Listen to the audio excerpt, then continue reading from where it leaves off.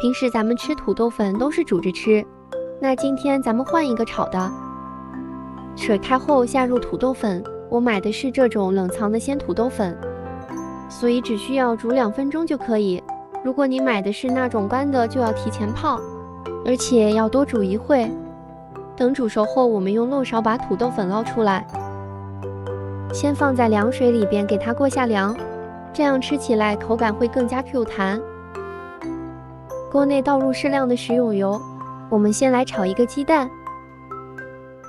我打了2个鸡蛋，直接把它炒成鸡蛋碎就可以了。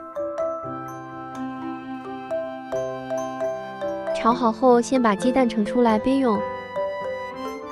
锅内再放入一点点油，下入葱花炒出香味，放入洗好的油菜翻炒一下，再放入切好的火腿，还有煮好的土豆粉，来1勺老抽，1勺生抽，1勺蚝油，再把鸡蛋碎倒进来，加适量的盐，少来点白糖，再稍微炒一会，让它入味就可以了。最后把它盛在一个盘子内，炒土豆粉就做好了，是不是挺简单呢？而且看着超有食欲。如果你喜欢吃辣的，也可以在里边加1勺辣椒粉。